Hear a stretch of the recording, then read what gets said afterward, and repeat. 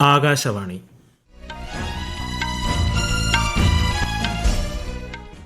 നമസ്കാരം. വാർത്തകൾ വായിക്കുന്നത് ഹരിഷ്ണ.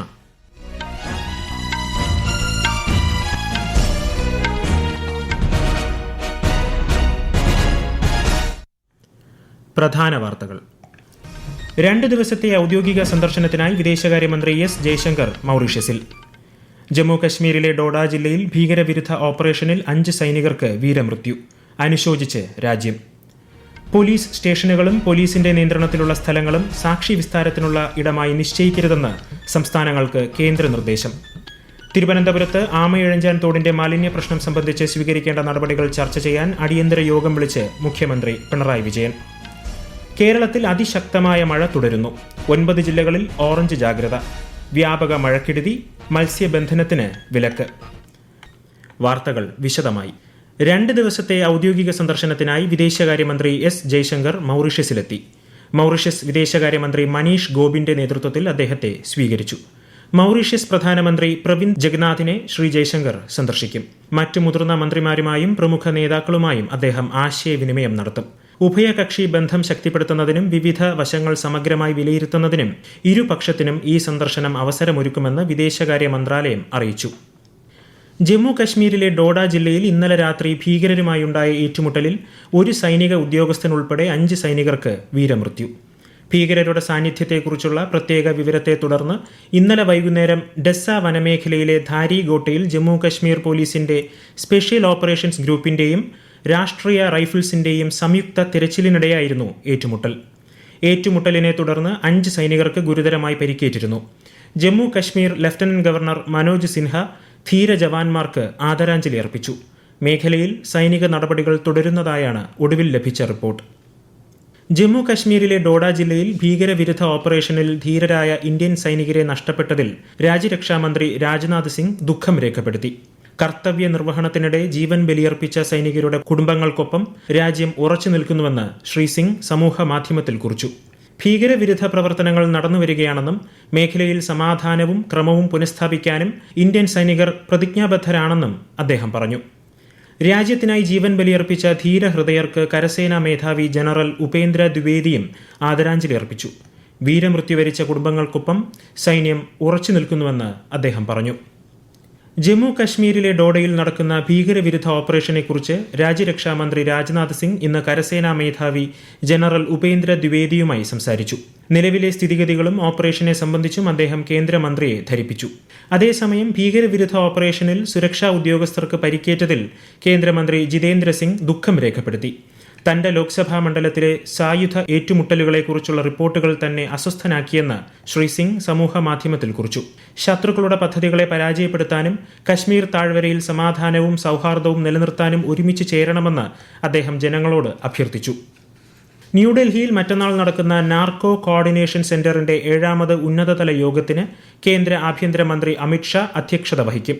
മയക്കുമരുന്ന് കടത്തും ദുരുപയോഗവും തടയുന്ന വിവിധ കേന്ദ്ര സംസ്ഥാന സർക്കാർ ഏജൻസികളുടെ പ്രവർത്തനങ്ങളെ ഏകോപിപ്പിക്കുന്നതിനും സമന്വയിപ്പിക്കുന്നതിനും യോഗം ഊന്നൽ നൽകുമെന്ന് ആഭ്യന്തര മന്ത്രാലയം പ്രസ്താവനയിൽ പറഞ്ഞു.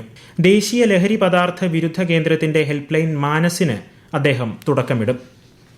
പോലീസ് സ്റ്റേഷനുകളും പോലീസ് വകുപ്പിന്റെ നിയന്ത്രണത്തിലുള്ള സ്ഥലവും സാക്ഷികളെ വിസ്തരിക്കാനുള്ള സ്ഥലമായി നിശ്ചയിക്കരുതെന്ന് സംസ്ഥാനങ്ങൾക്കും കേന്ദ്രഭരണ പ്രദേശങ്ങൾക്കും കേന്ദ്ര നിർദ്ദേശം. ഇത് സംബന്ധിച്ച് കേന്ദ്ര ആഭ്യന്തര സെക്രട്ടറി അജയ് ഭല്ല എല്ലാ സംസ്ഥാന ചീഫ് സെക്രട്ടറിമാർക്കും കേന്ദ്രഭരണ പ്രദേശങ്ങൾക്കും കത്തയച്ചു. ഭാരതീയ നാഗരിക സുരക്ഷാ സംഹിത 2023 പ്രകാരം ഓഡിയോ, വീഡിയോ, ഇലക്ട്രോണിക് മാർഗങ്ങളിലൂടെ സാക്ഷികളെ വിസ്തരിക്കാൻ ഒരു സ്ഥലം കണ്ടെത്താൻ എല്ലാ പോലീസ് സ്റ്റേഷനുകളോടും ആവശ്യപ്പെട്ടിട്ടുണ്ട്. 1860 ഇന്ത്യൻ ശിക്ഷാ നിയമത്തിന് പകരമായി ഭാരതീയ ന്യായ സംഹിത, ഭാരതീയ നാഗരിക സുരക്ഷാ സംഹിത, ഭാരതീയ സാക്ഷ്യ അധീനിയം എന്നീ 3 പുതിയ ക്രിമിനൽ നിയമങ്ങൾ ഈ മാസം 1 മുതൽ നിലവിൽ വന്നിരുന്നു. ദേശീയ കാർഷിക ഗവേഷണ കൗൺസിലിന്റെ സ്ഥാപക ദിനാഘോഷത്തിന്റെ ഉദ്ഘാടനം കേന്ദ്രമന്ത്രി ശിവരാജ് സിംഗ് ചൌഹാൻ ഇന്ന് ന്യൂഡൽഹിയിൽ നിർവഹിച്ചു. പുസ ക്യാമ്പസിൽ സംഘടിപ്പിച്ച പ്രദർശനവും അദ്ദേഹം ഉദ്ഘാടനം ചെയ്തു. 2 ദിവസം നീളുന്ന പരിപാടിയുടെ ആദ്യ ദിനം കൃഷിയെക്കുറിച്ചും അനുബന്ധ സാങ്കേതിക വിദ്യകളെക്കുറിച്ചും മനസ്സിലാക്കുന്നതിന് സ്കൂൾ വിദ്യാർത്ഥികൾക്ക് അവസരമൊരുക്കും. ഈ വാർത്തകൾ ആകാശവാണിയിൽ നിന്ന്.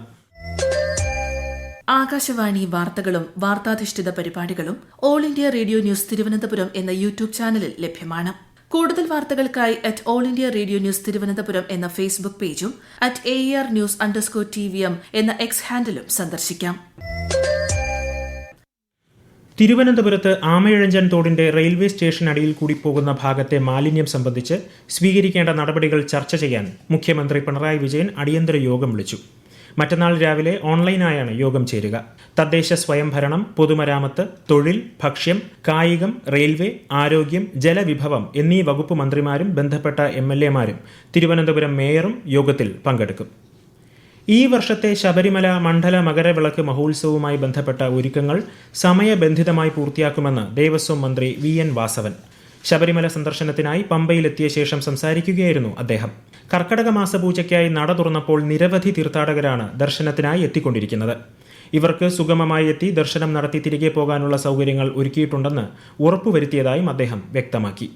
മകരവിളക്കുമായി ബന്ധപ്പെട്ട് ഭാവി പ്രവർത്തനങ്ങൾ ചർച്ച ചെയ്യുന്നതിനായുള്ള യോഗവും ഇന്ന് ചേർന്നു. കേരളത്തിൽ അതിശക്തമായ മഴ തുടരുന്നു.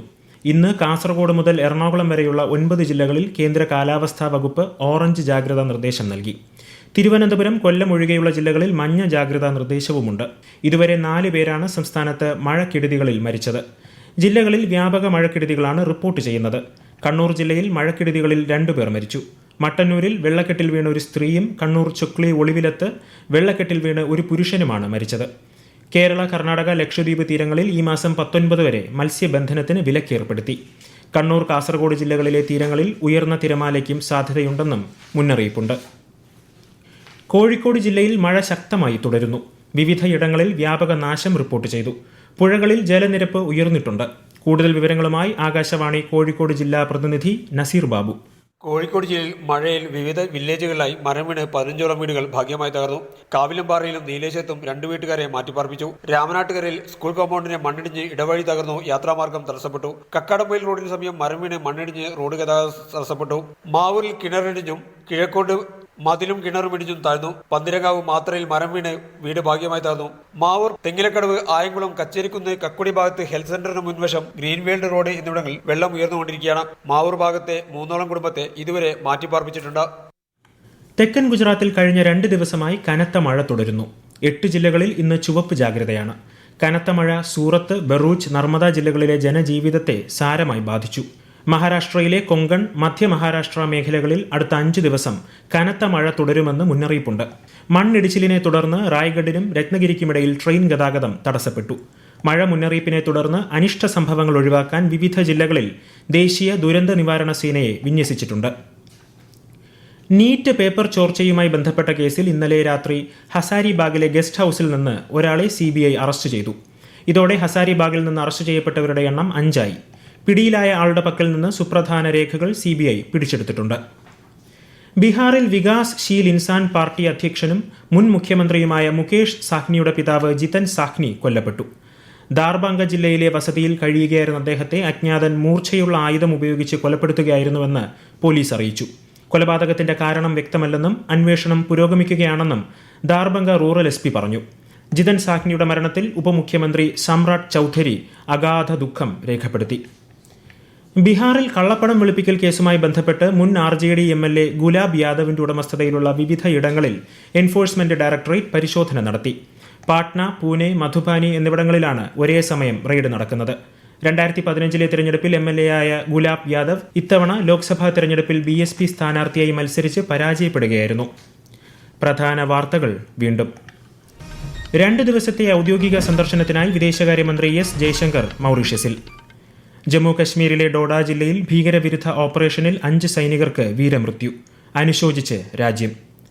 പോലീസ് സ്റ്റേഷനുകളും പോലീസിന്റെ നിയന്ത്രണത്തിലുള്ള സ്ഥലങ്ങളും സാക്ഷി വിസ്താരത്തിനുള്ള ഇടമായി നിശ്ചയിക്കരുതെന്ന് സംസ്ഥാനങ്ങൾക്ക് കേന്ദ്ര നിർദ്ദേശം. തിരുവനന്തപുരത്ത് ആമയിഴഞ്ചാൻ തോടിന്റെ മാലിന്യ പ്രശ്നം സംബന്ധിച്ച് സ്വീകരിക്കേണ്ട നടപടികൾ ചർച്ച ചെയ്യാൻ അടിയന്തര യോഗം വിളിച്ച് മുഖ്യമന്ത്രി പിണറായി വിജയൻ. കേരളത്തിൽ അതിശക്തമായ മഴ തുടരുന്നു. 9 ജില്ലകളിൽ ഓറഞ്ച് ജാഗ്രത. വ്യാപക മഴക്കെടുതി, മത്സ്യബന്ധനത്തിന് വിലക്ക്. വാർത്തകൾ കഴിഞ്ഞു. അടുത്ത വാർത്താ പ്രക്ഷേപണം വൈകിട്ട് 6:30.